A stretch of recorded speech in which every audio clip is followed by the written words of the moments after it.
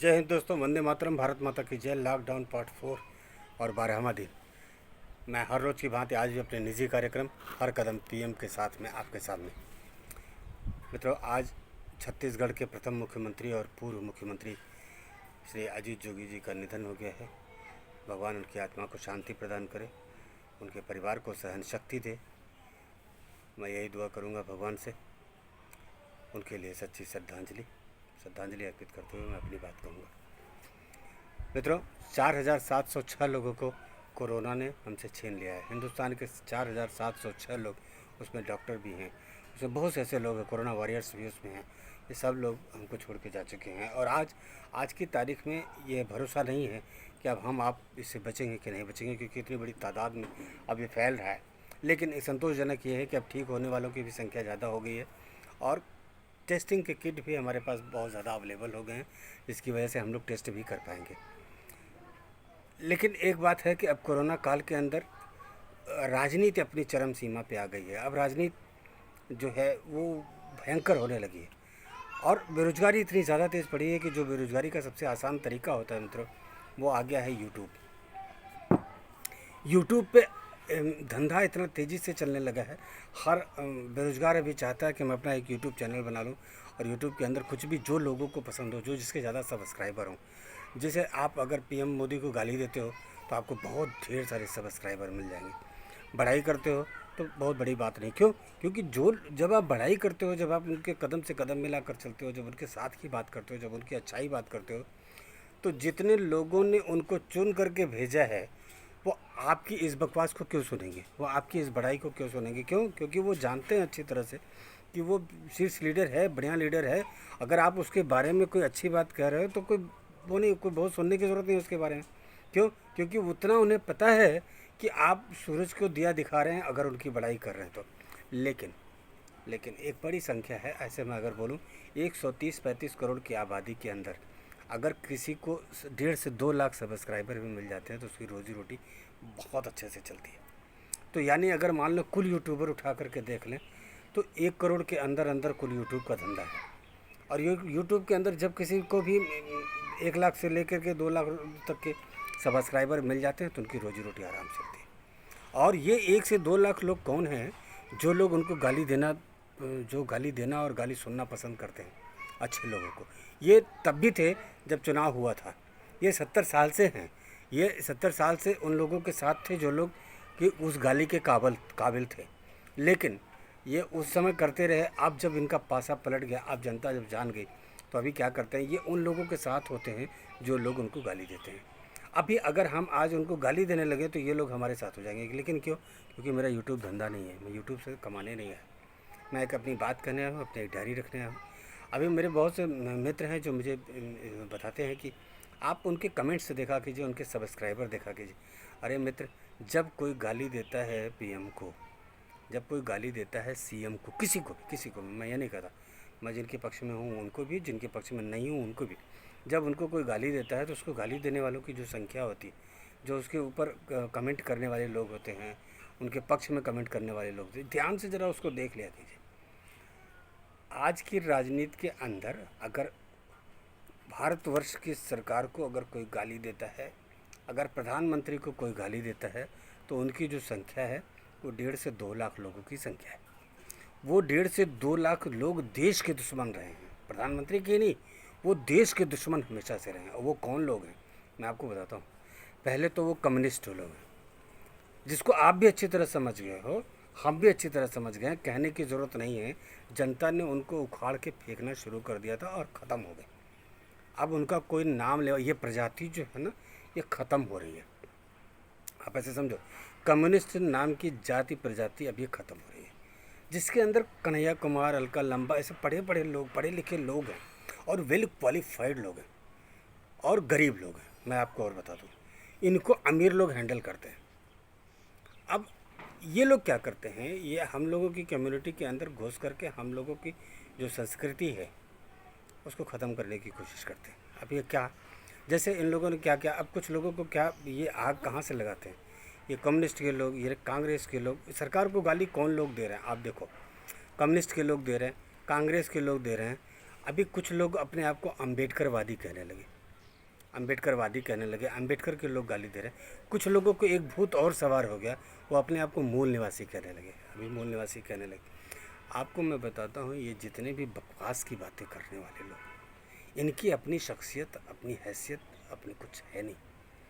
अम्बेडकर साहब ने इतनी बड़ी संरचना अगर संविधान की, आप पढ़ो, आप मेरी बात मत मानो, आप अम्बेडकर साहब की तो बात मानो। जिस संविधान की बात आप करते हो उसको अम्बेडकर साहब ने लिखा है, अम्बेडकर साहब के द्वारा वो पारित हुई चीज़ है, तो अम्बेडकर साहब ने उसको संविधान को आपको जय बोलना सिखाया, जय संविधान का। क्यों? क्योंकि वो संविधान उन्होंने लिखा, उनको माने, कम से कम अम्बेडकर साहब तो उसको मानते थे, ये तो आप मानोगे। और जब उस पर भगवान राम की मूर्ति लगी है तो मैं अम्बेडकर साहब ने उसको मान्यता दे दी। आप अम्बेडकर साहब ने कहा मूर्ति पूजा मत करो, तो क्यों कहा? क्यों कहा? उन लोगों को कहा मूर्ति पूजा मत करो जो लोग अभी शिक्षित नहीं थे, सक्षम नहीं थे। धर्म कभी भी अक्षम लोगों के लिए नहीं है। पूजा पाठ आप कब करोगे, ध्यान कब लगाओगे? जब पेट भरा होगा। और जिस समय अम्बेडकर साहब आपको समझा रहे थे उस समय आप भूखे थे। देखिए, इस सच्चाई को आप टाल नहीं सकते। आपने क्या किया? ब्राह्मणवाद को उन्होंने गाली दिया, ब्राह्मणवाद को उन्होंने इनकार किया, गाली नहीं दिया, इनकार दिया।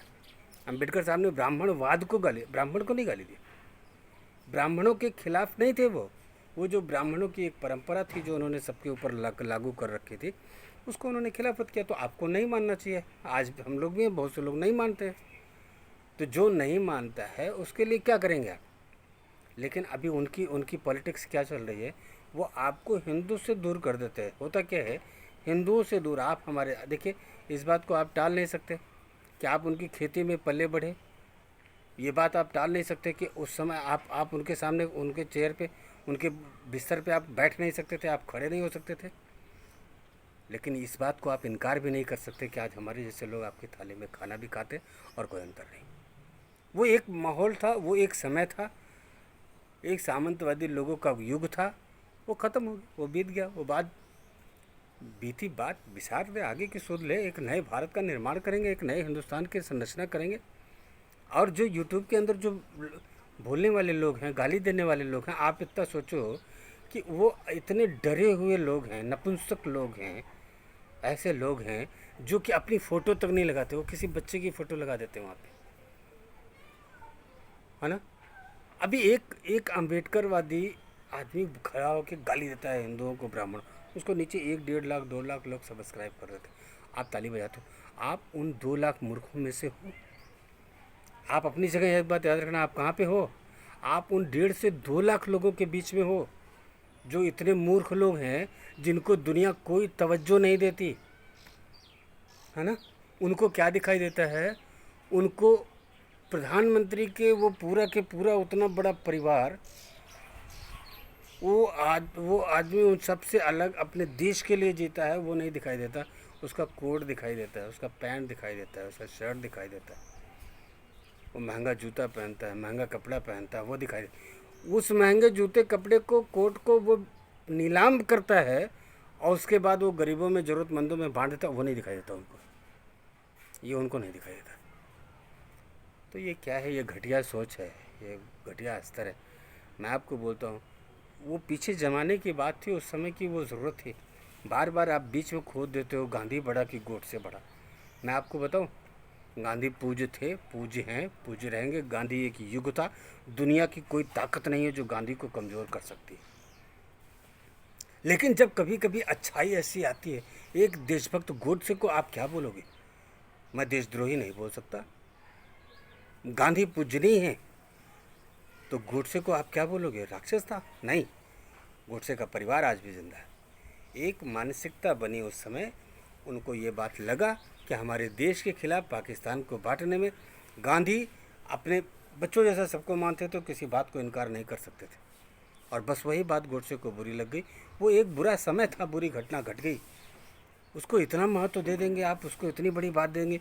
कुछ मूर्ख किस्म के लोग आज भी उस गोडसे की घटना को दोहरा रहे हैं, आज भी उस तरह की बात बोलते हैं। वो गांधी के पुतला बना करके और उसके माथे पे गांधी की गोली मारते हैं। क्या कहना चाहते हैं आप? आपकी बात को सुनता कौन है यार? कितनी संख्या है आपकी? आप एक काम करो, आप एक भीड़ बना करके एक मॉब लिंचिंग कर लो, और इससे ज़्यादा आपकी हैसियत नहीं है, आपकी औकात नहीं है। गांधी जैसे को गाली देना आपके बस की बात नहीं। लेकिन गांधी की ये कांग्रेस नहीं है। जब आप गांधी की बात करते हैं तो मैं आपको बोलता हूं कि ये गांधी की कांग्रेस नहीं है। जिस कांग्रेस ने देश को आज़ादी दिलाई थी, वो कांग्रेस गांधी ने कहा था अब इसकी ज़रूरत ख़त्म हो गई, ये देश की आज़ादी के लिए बना था, उसकी बात ख़त्म कर दो। आपने उस कांग्रेस को ख़त्म नहीं किया, ये आपकी गलती है। इतना ही नहीं, अभी आज की तारीख में आप लोग ब्राह्मणों से लेकर के हिंदुओं से लेकर के आपसी टकराव, एक बात बताओ, करते क्या हो आप? जो आपकी बिरादरी में जो शिक्षा पा जाता है ना, वो आपके साथ राजनीति करने लगता है, वो बड़े लोगों से लड़ाने में आपका काम कर देता है, यही काम करता है। ये जो बदतमीज आदमी एक बैठ करके, कौन श्रीवास्तव है बनारस का, ये गाली देता है, इस खुद तो दूसरे को बदतमीज कहता है, खुद तो दूसरे को कहता है। आदमी तमीज़ नहीं है उसको किस बात की बात कर रहा है। कम्युनिस्ट का आदमी है वो। कम्युनिस्ट मतलब क्या होता है? चाइना। आप चाइना की तरह जीना चाहते हो क्या? चाइना स्वीकार है क्या आपको? नहीं, अगर हो स्वीकार तो बता दीजिए।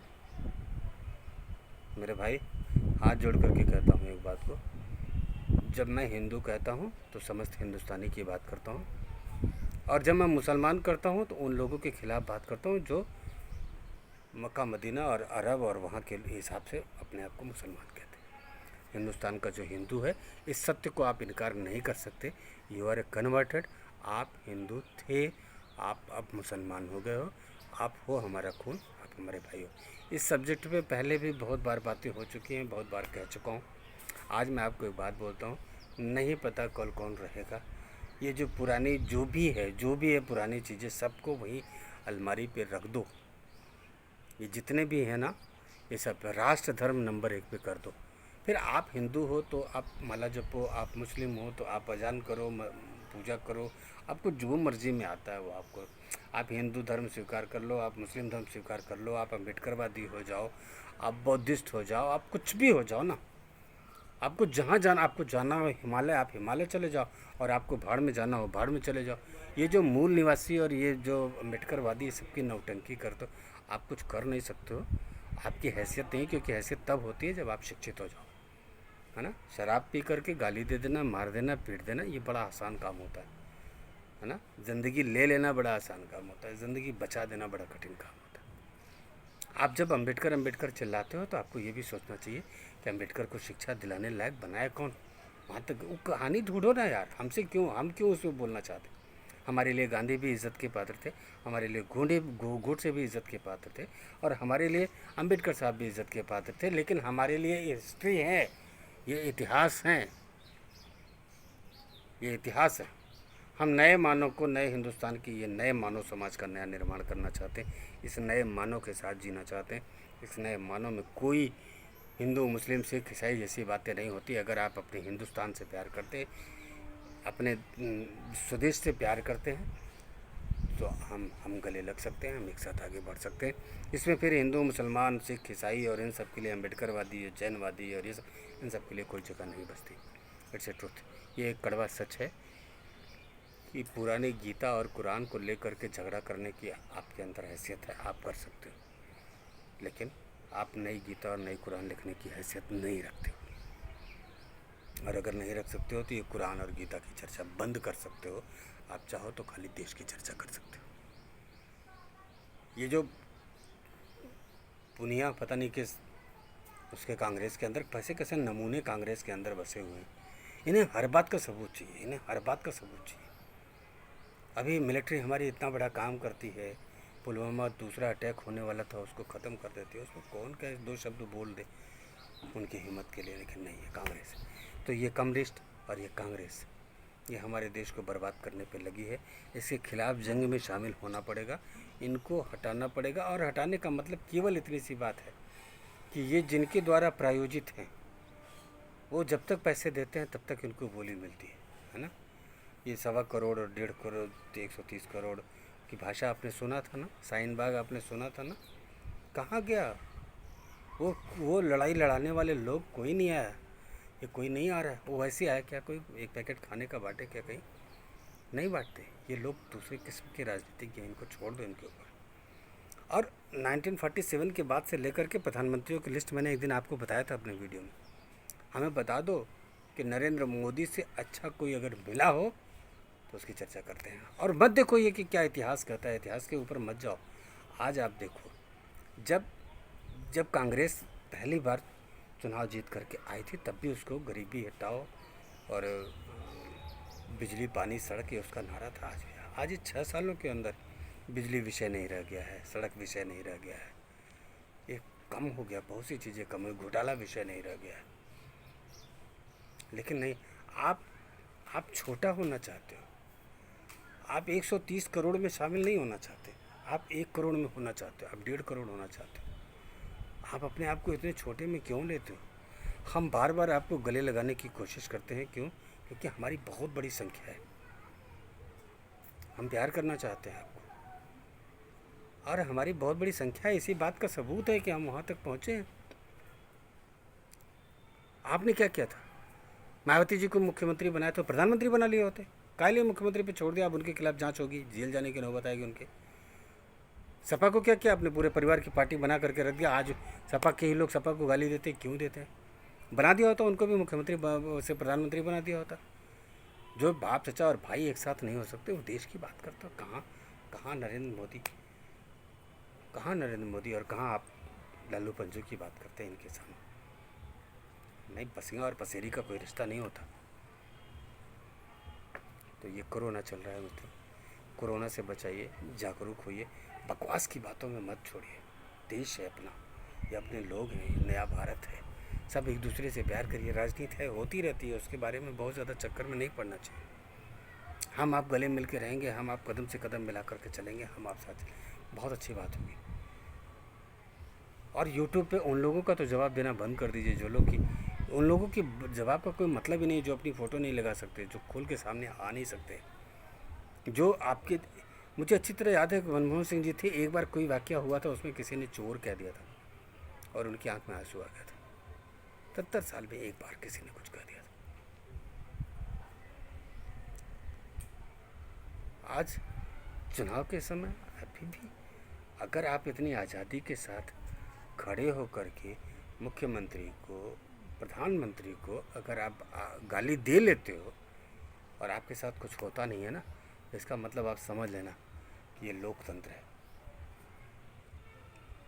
बाकी मर्ज़ी आपकी है, आप जैसे चाहे तैसी ज़िंदगी अपनी चाहिए। हम तो यही कहेंगे, इंसानियत की ज़िंदगी इंसानों को जीना चाहिए।